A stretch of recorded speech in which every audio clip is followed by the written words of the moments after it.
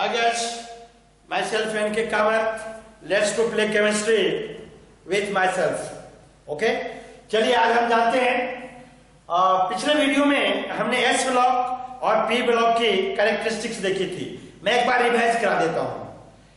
Generally S block elements are soft metals.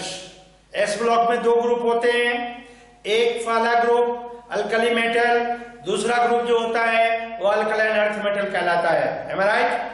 Okay, उसके बाद ये जनरली सॉफ्ट मेटल होते हैं। एस ब्लॉक एलिमेंट की बात कर रहा हूं और जनरली उनके melting point boiling point high होते हैं। चूंकि उनमें ऑक्सीडेशन की कैरेक्टर होती है इसीलिए रिड्यूसिंग एजेंट होते हैं। जनरली वो आयनिक कंपाउंड बनाते हैं। ओके, और हाईली रिएक्टिव होते हैं। पी ब्लॉक में आपको हमने प्रीवियस वीडियो में बताया था जो ये पी ब्लॉक में three kinds, in P block there are three kinds of element, metal, non metal and metalloid.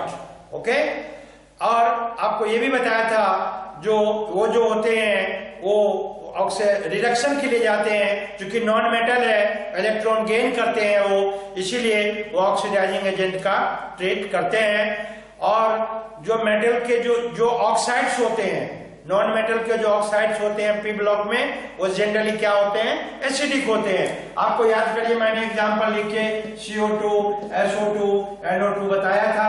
यहां से carbonic acid, sulphuric acid, nitric acid, nitrous acid, ये सारे एसिड्स बनाते हैं। आपको हमने ये भी बताया था इनकी जो कैरेक्टर होती है ऑक्सीडाइजिंग एजेंट का ये रोल करता है क्योंकि रिडक्शन के लिए जाता है पी ब्लॉक। अभी हम करेंगे characteristics of D block. Characteristics of, this is very very important, D block element. क्योंकि आप बच्चों जानते हो डी ब्लॉक में बहुत सारे number of elements are there. Okay, ये देखिए, ये आपको पीरियोडिक टेबल है, ये पीरियोडिक टेबल है। आप जानते हैं यहां भी दो ही ग्रुप होते हैं। ओके, यहाँ पर जो होते हैं 6 ग्रुप होते हैं, 13 से 18, ये 6 ग्रुप होते हैं। यहाँ पर 10 ग्रुप होते हैं, 3 से लेके 12, 10 ग्रुप्स होते हैं। ओके, यहाँ पर 4 पीरियड्स होते हैं, बहुत सारे एलिमेंट होते हैं। ये है आपका डी ब्लॉक। ये डी ब्लॉक कहाँ है? एस और पी के बीच में।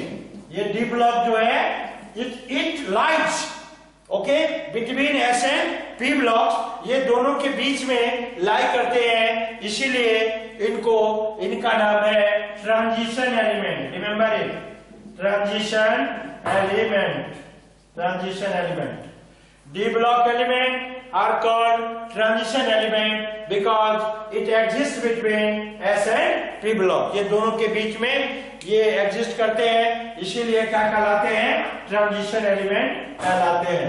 ओके बच्चों, इनका जनरली जो होता है, जनरली डी ब्लॉक एलिमेंट्स और transition elements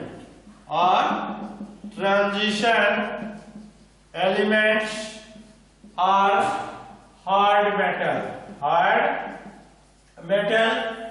Obviously they have a sharp melting point and boiling point। इनके साथ मतलब इनके melting point और boiling point जो होते हैं वो हाई होते हैं। ये सभी क्या है? Heavy metals. General electronic configuration,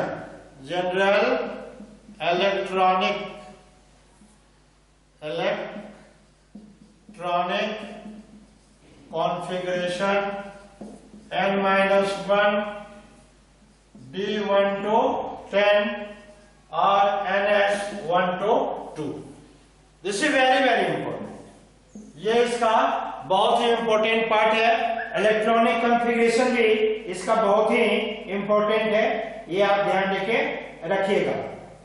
अब देखिए, मेटल है, सिंपल सी बात है, जब बीच में है ये, यहां पर मैंने बोला ये सभी जो हैं ये क्या है? हार्ड मेटल्स है। तो मेटल क्या होती है, इलेक्ट्रॉन रिच होते हैं और इसीलिए उनकी टेंडेंसी जो होती है इलेक्ट्रॉन को लूज करना, और जो इलेक्ट्रॉन को लूज करते हैं they get positive charge, electropositive in nature. और जो लूजिंग कैरेक्टर्स जो है that is called oxidation state. Okay बच्चों, इनके बहुत सारे ऑक्सीडेशन होते हैं, they have various oxidation state, various oxidation state, therefore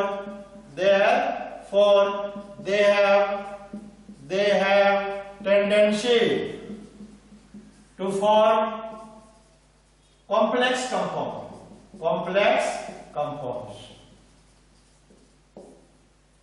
इसीलिए ये बड़े बड़े कॉम्प्लेक्स कंपाउंड जो है ये बनाते हैं। ओके, बहुत इंपॉर्टेंट पहला चीज देखिए में क्या लिखा है इसमें, ये हार्ड मेटल है, ये इनका इलेक्ट्रॉनिक कॉन्फ़िगरेशन है। ओके, ये इसके ऑक्सीडेशन स्टेट बहुत होते हैं। ऑक्सीडेशन स्टेट जैसे मान लो क्रोमियम का है, प्लस है, क्रोमियम 3 है, Mn2 प्लस है, Mn3 प्लस है, Mn5 प्लस है, Mn7 प्लस है। ये सारे जो होते हैं इनके एक ही एलिमेंट के बहुत सारे ऑक्सीडेशन स्टेट जो है वो होते हैं। ओके, सबसे बड़ी चीज है बच्चों, एस ब्लॉक में आपने क्या पढ़ा है, एस ब्लॉक में आपने पढ़ा है they form ionic compound, P block में पढ़ा है दे फॉर्म कोवैलेंट कंपाउंड। लेकिन चूंकि ये बीच में है, सिंपल सी बात है, आप समझिए आप। अब ये पीरियोडिक टेबल का ये लेफ्ट एक्सट्रीमली लेफ्ट है, ये एक्सट्रीमली राइट है, और ये दोनों के बीच में है। तो आपको नहीं लगता ये दोनों कैरेक्टर दिखाएगा, थोड़ा इसका भी कैरेक्टर, थोड़ा इसका पड़ोसी है ना, इधर ये भी एस ब्लॉक पड़ोसी है, उधर पी ब्लॉक पड़ोसी है। इसीलिए बच्चों ये जो है ये दोनों तरह के कंपाउंड फॉर्म करते हैं, कोवैलेंट भी फॉर्म करते हैं और आयोनिक भी फॉर्म करते हैं। ओके, चलिए यहाँ पर मैं आपको लिखता हूं, यहाँ पर इसको ध्यान से देखिए आप। They form both covalent and ionic compound, covalent and ionic, ये दोनों तरह के कंपाउंड कोवैलेंट और आयोनिक जो है ये दिखाते हैं। दे शोज मैग्नेटिक कैरेक्टर, ये बहुत important part, magnetic character in the case of unpaired electron they shows paramagnetic character,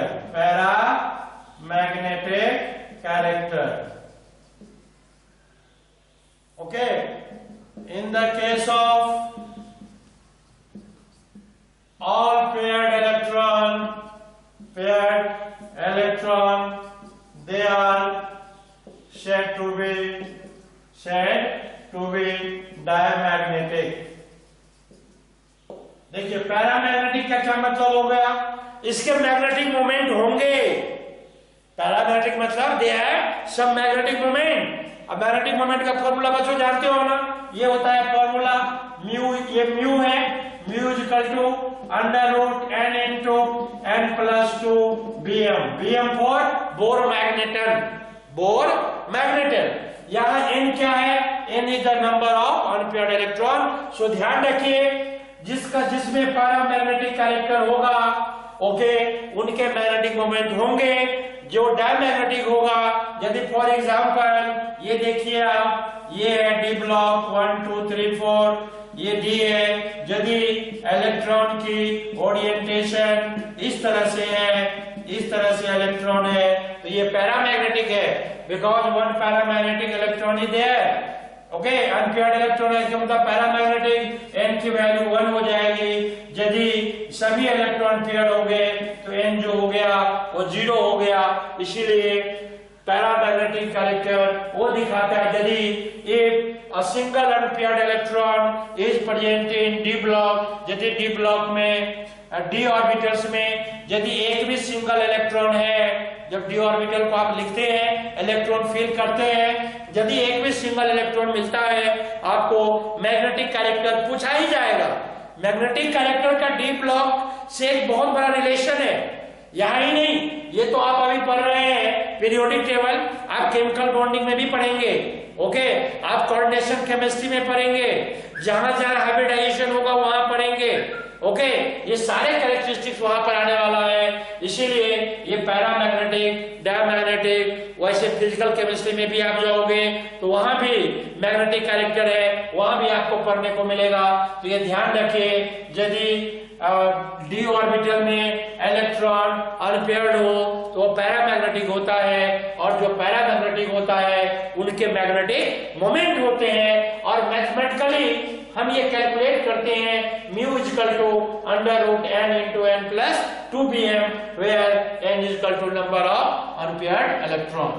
Okay, if all the electrons are paired like this, यदि मान लो इस तरह से ये जो डी ऑर्बिटल है सभी इलेक्ट्रॉन पैरेलल स्पिन में फील्ड है, इसका मतलब no unpaired electron, n is equal to 0, और जब ये n की वैल्यू 0 हो जाएगी तो म्यू को क्या हो जाएगा 0। इससे आपको एक चीज और भी सीखने को मिलता है, एक इंफॉर्मेशन और भी आपके पास आता है, जो मैग्नेटिक मोमेंट उसी का होगा जिसके कैरेक्टर जो होंगे पैरा मैग्नेटिक कैरेक्टर होंगे, ओके। उसके बाद they form alloys, they form alloys. बच्चों ये एलॉय भी बनाते हैं, बहुत सारे मेटल्स हैं ये एलॉय बनाते हैं। They also act as catalyst, चाहे उसमें निकेल है, मोलिब्डेनम है, आयरन है, ओके, कोबाल्ट है, ये सारे वो एलिमेंट हैं डी ब्लॉक के जो कैटलिस्ट का रोल, बहुत अच्छे कैटलिस्ट ये जो है वो माने जाते हैं। तो these are the characteristics of D block element.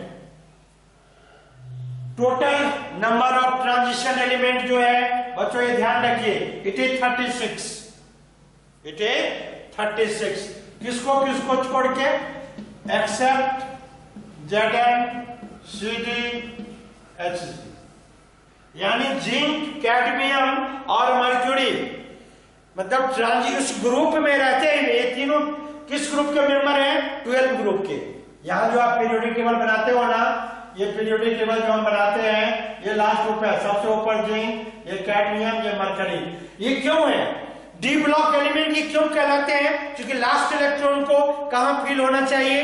D block में। और ये जो तीनों हैं, जिंक, कैडमियम, मर्क्यूरी, इनके डी ब्लॉक ऑलरेडी जो है, डी ऑर्बिटल जो है ऑलरेडी इनके फील्ड है, इसीलिए ये डी ब्लॉक में रहते हुए भी इनकी काउंटिंग ट्रांजिशन एलिमेंट के रूप में नहीं होती है। ओके बच्चों, तो ये हो गया आपको D block element. Okay, D block element के बारे में और भी हमें चर्चा करना है। जनरली बच्चों जो डी ब्लॉक एलिमेंट होते हैं मोस्टली दे आर कलर्ड, बताते हैं, mostly D block elements are coloured in nature, coloured in nature. Colour का क्या रीजन होता है ये भी समझिए आप। ओके, कलर का जो रीजन होता है ये बहुत ही इंपॉर्टेंट पार्ट है। ये आपको 2, 3, 4 केमिस्ट्री के हैं, आप कोऑर्डिनेशन में जाएंगे, वहां भी 12th क्लास में, वहां भी आपको पढ़ने का मौका मिलेगा। ओके, थोड़ी सी अपनी लेवल को आप करेंगे। 11th में भी जब नीट या IIT लेवल के आप क्वेश्चन को सॉल्व करते हैं तो वहां पर ये क्वेश्चन आता है जो mostly D block element coloured क्यों होते हैं। तो बच्चों ये जो कलर्ड का जो रीजन है ये भी है अनपेयर्ड इलेक्ट्रॉन का होना। अनपेयर्ड इलेक्ट्रॉन, जैसे मान लीजिए D0 है या D10 है, यदि D में एक भी अनपेयर्ड इलेक्ट्रॉन नहीं है, यानी D10 जो है पूरी तरह से या तो इलेक्ट्रॉन है ही नहीं, वो भी कलरलेस होगा। और यदि पूरी D ऑर्बिटल, ये देखिए दीज आर डी ऑर्बिटल। यदि ये पूरी तरह से कंप्लीटली ये फिल्ड है तो उसमें आप क्या करेंगे, आप इस ये जो होगा ये क्या होगा, कलरलेस होगा। तो D0 भी होगा कलरलेस और D10 भी होगा कलरलेस, और बाकी जैसे D1 है, D2 है, D3 है, D4 है, D5 है, D6 है, D7 है, D8 है, D9 है। बच्चों ये आप समझ रहे हैं मैं क्या लिख रहा हूं? D1 लिखने का क्या मतलब है ये समझिए। 1 2 3 4 D1 लिखने का मतलब है एक इलेक्ट्रॉन है तो ये D1 है। इस तरह से यदि मान लीजिए यहाँ पर ये 2 इलेक्ट्रॉन है तो ये D2 है। ओके, यहाँ पर ये D4 इलेक्ट्रॉन है तो ये क्या है, D3। D3 में क्या है, ये है D3, ये भी, इसमें भी अनपेयर्ड इलेक्ट्रॉन है जो D4 है। देखिए ना 4 में भी होगा, 5 में भी होगा, 5 हो गया। अब जब 6 की बात होती है तो 6 यहां से हो जाएगा D6, फिर भी 4 बचेंगे, 7 होगा, फिर भी 3 बचेंगे, 8 होगा, फिर भी 2 बचेंगे, 9 होगा, फिर भी 1 बचेगा। मतलब D1 से लेके D9 यानी D ऑर्बिटल में 1 से लेके 9 तक यदि इलेक्ट्रॉन मौजूद है उसमें कम से कम एक अनपेयर्ड इलेक्ट्रॉन जरूर होगा, और उनके 2 कैरेक्टर निश्चित रूप से होंगे। मैग्नेटिक कैरेक्टर में वो पैरामैग्नेटिक होगा और they are coloured in nature. अब यहां पर क्वेश्चन है, जो भाई पैरामैग्नेटिक है वो तो समझ में आई, सिंगल इलेक्ट्रॉन है वो ऑलवेज कोशिश करेगा पेयर्ड होने के लिए, अट्रैक्ट होगा मैग्नेटिक फील्ड में। ओके, वो तब तक होगा जब तक कि पेयर्ड ना हो जाए, यहां तो समझ में आती है पैरामैग्नेटिक। ओके, लेकिन कलर की क्या बात है बच्चों? जो सिंगल इलेक्ट्रॉन होता है, okay, they get excited when they absorb energy. This is very important, ये बहुत इंपॉर्टेंट है। When electron get energy, absorb the energy and get excited and jump from lower level to higher level and trap।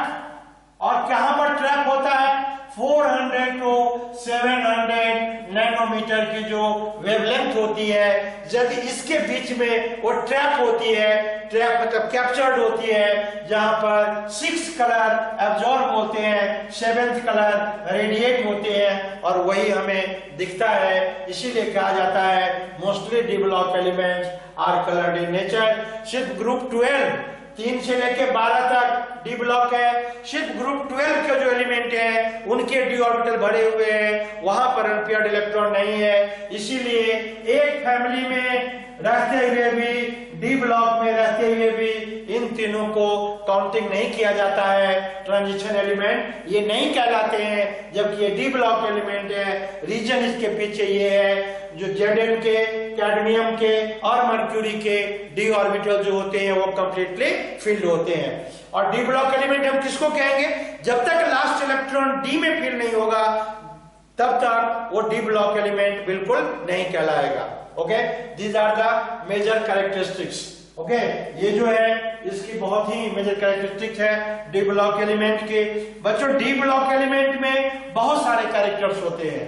Okay, D block element में अलग अलग element के अपने अलग अलग कैरेक्टर्स होते हैं। वहीं पर कुछ ऐसे भी एलिमेंट हैं जिसमें रेडियो एक्टिव कैरेक्टर होती है। ओके, इसीलिए वहां से डी ब्लॉक से देखिए ये पीरियोडिक टेबल है, ये है पीरियोडिक टेबल। अब देखिए यहाँ पर ये पहला पीरियड है, यहाँ पर 2 पीरियड होते हैं, 3 पीरियड छोड़ दीजिए आप। तो डी कहां से शुरू होता है? ये 4 पीरियड डी ब्लॉक में होते हैं, 4 पीरियड होते हैं। ओके, ये होता है 3D, ये होता है 4D, ये होता है 5D। 6D की तो हम चर्चा ही नहीं करेंगे, क्योंकि 6D आज के समय में भी यानी 7th पीरियड जो है वो केमिस्ट्री में आज भी इनकम्प्लीट है। ओके, खास के 5th और 6th से 14 एलिमेंट यहां से निकाले गए हैं, जिसको नीचे रखा गया है। ये समझिए आप, बहुत इंपॉर्टेंट। ये क्या है? ये ट्रांजिशन एलिमेंट। क्योंकि यहां से 28 एलिमेंट को 14 ये 5D से किया गया है और 14 6D से इसको एलिमिनेट किया गया है, और इसको कहते हैं हम inner transition element. Inner transition element. Okay, this is very very important. Okay, इसीलिए इसको अलग किया गया। जो इनमें भी सभी मेटल्स हैं, ये भी हैवी मेटल्स है। खास करके इसको हम कहते हैं 4f सीरीज, इनको कहते हैं 5f सीरीज। मतलब डी से ही जो निकला हुआ एलिमेंट है उसी को पीरियोडिक टेबल के नीचे अरेंज किया गया है, जिसको एफ ब्लॉक एलिमेंट कहते हैं, by name inner transition element कहते हैं। उनको दो सीरीज में बांटा गया है, 4f सीरीज और 5f सीरीज। ये रेडियो एक्टिव नेचर के होते हैं। 5f जो होता है ये तो कंप्लीट रेडियो एक्टिव होता है। ओके, तो अब आपको आपके सामने ये तीनों ब्लॉक हो गए, S block, P block, D block और एफ ब्लॉक हो गए। ओके, एफ ब्लॉक की चर्चा बहुत छोटा सा है, हम आगे आपको अगले वीडियो में आपको बताएंगे। ओके बच्चों, टेक केयर।